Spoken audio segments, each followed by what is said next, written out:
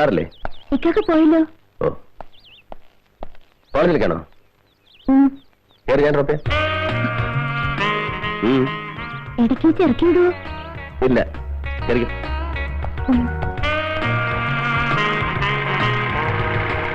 ഇന്നലെ തനിക്ക് വല്ലതും പറ്റിയോടോ?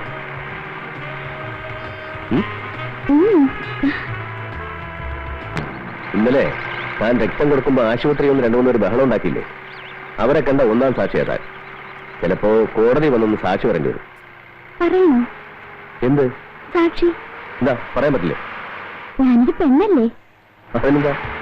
കൂടെ പോരുവോ? എന്തിനു? സാക്ഷി പറയാൻ കൂട്ടിന് പോരുവോന്ന്.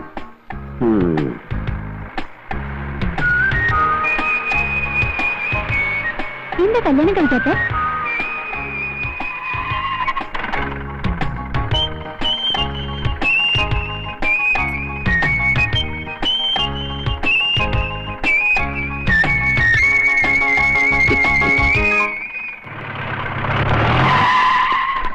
എന്താടോ ഇവിടെ? RC ബുക്ക് ചെക്ക് ചെയ്യായിരുന്നു. ഈ കുട്ടിന് കോളേജ് കണ്ടോട്? അല്ല സാർ, ഈ മന്ത്രിയുടെ പെങ്ങൾക്ക് കോളേജിൽ പോകാനുള്ള അല്ല പോലീസ് ജീപ്പ്, അവളെ കോളേജിൽ കൊണ്ട് വിടാനുള്ളവനല്ല പോലീസുകാരനും ഇടിയേറ്റെന്ന് സാർ പറഞ്ഞത്. അതെ, ഇടിയേറ്റെന്ന് പറഞ്ഞാൽ എന്താ തെറ്റ്? ഇറങ്ങിക്കോളൂ, ഒന്നുകൊണ്ട് വിടറോ.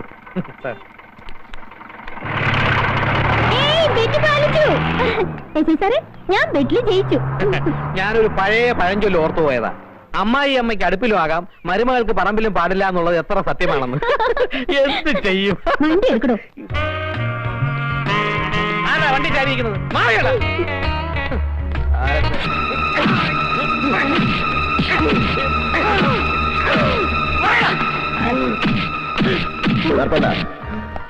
പൂമനം കടപ്പുറത്ത് കുടിലുകൾ കത്തിച്ചതും ആളുകളെ ചുട്ടുകൊന്നതും നിന്റെ നേതൃത്വത്തിലാണെന്ന് എനിക്കറിയാം. പക്ഷേ അത് നീ തന്നിഷ്ടപ്രകാരം ചെയ്തതല്ല, ആരോ നിന്നെ കൊണ്ട് ചെയ്യിച്ചതാണ്. അതാരാ? ആരാണെന്ന് പറ. എനിക്കറിയില്ല. മാർത്താണ്ട,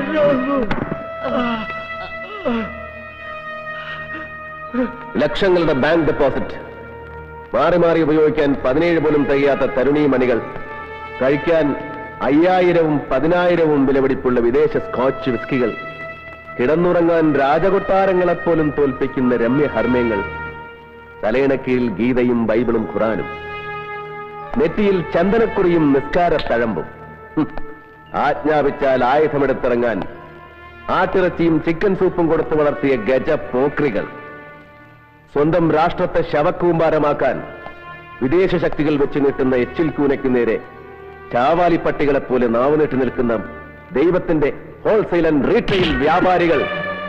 നിങ്ങൾ അറിയണം, മുഹമ്മദ് നബിയും ക്രിസ്തുവും വിലപേശി വിൽക്കാനുള്ള വിൽപ്പന ചരക്കല്ലെന്ന് അറിയണം.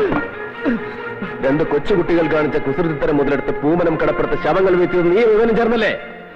അങ്ങനെ ചെയ്തത് അധികാരമോഹിയായ ഒരു മന്ത്രി പറഞ്ഞിട്ടല്ലേ?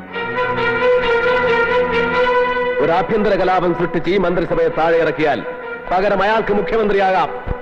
ആയാൽ GK കൃഷ്ണൻ ഇഷ്ടം പോലെ കൈയിട്ട് വാരാം, നക്കാം.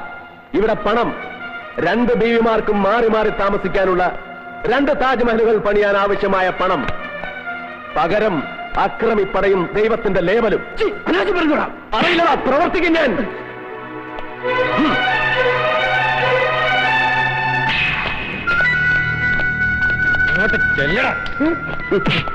പാവം ആ മന്ത്രിയുടെ പേര് മാത്രമേ ഇവൻ അറിയില്ല.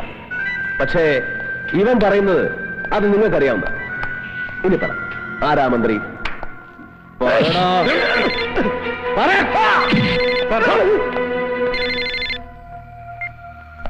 യെസ്. എന്താ സാറേ കാര്യം? ഓക്കെ.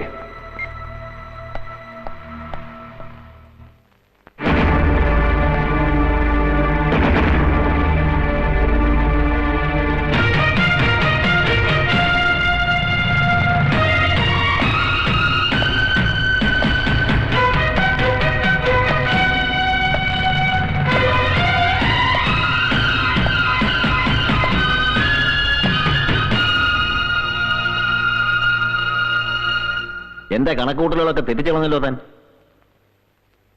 GK കൃഷ്ണനെയും ഖാദർ സാഹിബിനെയും പോലുള്ളവരെ അവരെത്ര വലിയ ക്രിമിനൽസ് ആണെന്ന് ബോധ്യപ്പെട്ടാലും അറസ്റ്റ് ചെയ്യുന്നതിന് മുമ്പ് തനിക്ക് എന്നോടൊന്നും ആലോചിക്കാൻ വരുന്നില്ലേ? ഇയാൾ പറയുന്നു അയാളോടൊന്നും ആലോചിച്ചിട്ടില്ലെന്ന്. ശരിയല്ലേ? അതിന് മഹാന്മാരായ രണ്ടുപേർക്ക് പരമവീര ചക്രം കൊടുക്കുന്ന ചടങ്ങൊന്നും ഇവിടെ നടന്നില്ലല്ലോ സർ. 2 തേർഡ് റേറ്റ് ക്രിമിനൽസിന്റെ അറസ്റ്റല്ലേ നടന്നത്? ക്രിമിനൽസ് എന്ന് അത് ശരിയാ. എന്റെ അഭിപ്രായം 2 മതങ്ങളുടെ പ്രധാനപ്പെട്ട ഒരു പ്രാധാന്യമില്ല സർ. ഞാൻ അന്വേഷിച്ചിടത്തോളം അവർ ഒരു സംഘടനയുടെയും ഔദ്യോഗിക ഭാരവാഹികളല്ല. അവരുടെ കൂടെയുള്ളവർ വിശ്വാസികളുമല്ല. ഒരു കൂട്ടം ഗുണ്ടാ സംഘങ്ങളാ. അവരാർക്കൊക്കെയോ വേണ്ടി. Amarnath, you come to the point. GK കൃഷ്ണന്റെയും ഖാദർ സാഹിബിന്റെയും അറസ്റ്റിനെ കുറിച്ച് സംസാരിക്കാനാണെങ്കിൽ സോറി സർ. കണ്ടോ, ഇതാ ഞാൻ പറഞ്ഞത്. വേണ്ട, തൽക്കാലം ബഹുമാനപ്പെട്ട മന്ത്രി ഒന്നും പറയണ്ട. മന്ത്രിസഭയുടെ പ്രതിച്ഛായ തകർക്കുവാനും അതുവഴി അധികാരത്തിലേറുവാനും വേണ്ടി ആരോ മനഃപൂർവ്വം കളിച്ച കളിയുടെ പരിണിത ഫലമാണ് പൂമനം വർഗീയ കലാപമെന്ന് മന്ത്രിസഭയിൽ ഘോരഘോരം പ്രസംഗിച്ച മന്ത്രിമാരാണ് നിങ്ങൾ. ശരിയാണ്, കളിച്ചിട്ടുണ്ട്. വേറെ ആരുമല്ല, ഈ മന്ത്രിസഭയിലെ ഒരു മന്ത്രി.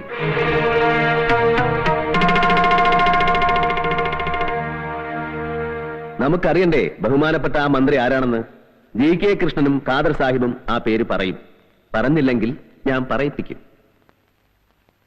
ഡൽഹിയിലെ അധോലോക സംഘങ്ങൾക്ക് കേരളത്തിലെ തീരപ്രദേശങ്ങളിൽ ആയുധക്കള്ളക്കടത്തിനായി പതിച്ചുകൊടുത്ത ജനാധിപത്യത്തിന്റെ ആ കാവൽമാലാക്കയുടെ പേര് ഇന്നല്ലെങ്കിൽ നാളെ ഞാൻ പുറത്തു കൊണ്ടുവരും. അതൊക്കെ ഒരു വെറും സർക്കിൾ ഇൻസ്പെക്ടറായ തന്നെ കൊണ്ട് കഴിയുമോ മിസ്റ്റർ അമർനാഥ്? മാത്രമല്ല, ഇപ്പോഴത്തെ പ്രശ്നം താനുണ്ടാക്കിയ ഊരാക്കുടുക്ക് എങ്ങനെ അഴിക്കാൻ കഴിയുമെന്നുള്ളതാണ്. GK കൃഷ്ണനെയും ഖാദർ സാഹിബിനെയും അറസ്റ്റ് ചെയ്തതിന്റെ പേരിൽ നാട് മുഴുവൻ പ്രതിഷേധം ഇരമ്പുകയാണ്. അത് കണ്ടില്ലെന്നടിക്കാൻ ഈ മിനിസ്റ്ററിക്കാവില്ല. ഒരു ലഹള പൊട്ടിപ്പുറപ്പെട്ടാൽ അത് തടയാൻ തന്നെ കൊണ്ട് കഴിഞ്ഞൊന്നും വരില്ല. അതുകൊണ്ട് GK കൃഷ്ണനെയും ഖാദർ സാഹിബിനെയും വിട്ടുകൊടുക്കുക. That's all. നോ.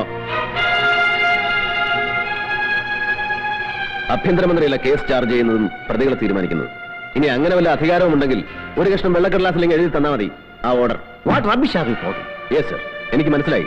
സാർ ഇപ്പൊ കാണിക്കുന്നത് മൂന്നാംകിട രാഷ്ട്രീയക്കാരന്റെ ഉളുപ്പില്ലാത്ത കരണം മറിച്ചില്ല. അമർനാഥ്, വ്യക്തിപരമായി ഞാൻ നിങ്ങൾക്ക് തന്ന സ്വാതന്ത്ര്യം എന്റെ തലയിൽ കയറിയിരിക്കാനുള്ള ലൈസൻസ് ആണ് ധരിക്കരുത്.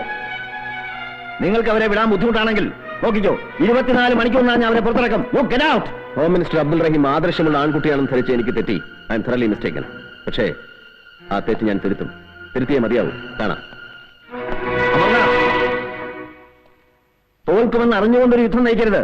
പിന്നീട് നിങ്ങൾക്ക് ഒരുപാട് കരയേണ്ടി വരും. സ്വന്തം അച്ഛന്റെ ശവശരീരം പഴമ്പായിൽ പൊതിഞ്ഞ് ഏറ്റുവാങ്ങുമ്പോഴും കരഞ്ഞിട്ടില്ല സർ. രക്തം തുടിച്ചിട്ടേ ഉള്ളൂ. ആ തന്തയ്ക്ക് പറഞ്ഞ മകൻ തന്നെയാണ് പറയുന്നത്. ഇതിന്റെ പേരിൽ എനിക്ക് എത്ര കരയേണ്ടി വന്നാലും ആ ദേശദ്രോഹികളെ ഞാൻ കോടതിക്ക് മുമ്പാകെ ഹാജരാക്കും. That's my duty and moral responsibility.